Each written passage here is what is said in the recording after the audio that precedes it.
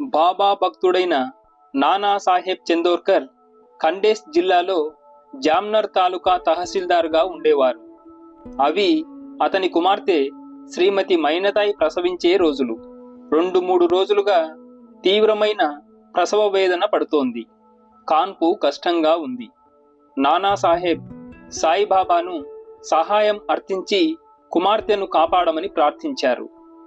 అదే సమయంలో షిరిడీలో రామ్గిరి బువా అనే భక్తుడు ఖండేష్ జిల్లాలో ఉన్న తన సొంత ఊరు వెళ్ళటానికి అన్నీ సిద్ధం చేసుకొని బాబా అనుమతి కోసం మసీదుకు వెళ్ళగా అతనిని జామ్నర్ వెళ్ళి విభూది హారతి పాట నానాసాహెబ్కి ఇచ్చి ఆ తరువాతే తన ఊరు వెళ్ళమని బాబా ఆదేశించారు.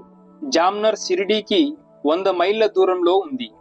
రామ్గిరి బువా దగ్గర ప్రయాణం ఖర్చులకు తగినంత డబ్బు లేకపోయినా బాబా మాటపై నమ్మకముంచి ఉన్న డబ్బుతో రైలులో జామ్నర్కు 30 మైళ్ళ దూరంలో గల జలగాం చేరగలిగాడు. అతడు స్టేషన్ చేరగానే ఒక బంట్రోతు టాంగాను సిద్ధం చేసి అతని కోసమే అన్నట్లు నిలబడి ఉన్నాడు. రామ్గిరి బువా ఆ టాంగాలో జామ్నర్లోని నానాసాహెబ్ ఇంటికి వెళ్ళి బాబా చెప్పిన విధంగా విభూది పొట్లం హారతి పాట అందజేశాడు. వెంటనే నానాసాహెబ్ విభూది ప్రసాదాన్ని నీళ్లలో కలిపి మైనతాయి చేత తాగించగా కొద్దిసేపట్లోనే ఆమె సుఖంగా ప్రసవించింది.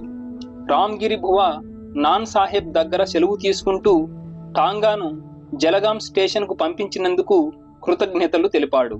నానాసాహెబ్ అత్యంత ఆశ్చర్యంతో స్టేషన్కు టాంగాను గాని మరెవర్నీ పంపలేదని, షిరిడీ నుంచి ఎవరన్నా వస్తున్నట్లు అసలే తెలియదని చెప్పాడు. రామ్గిరి బువా వెంటనే బయటకు వెళ్లి చూస్తే టాంగా లేదు, బంట్రోతు లేడు.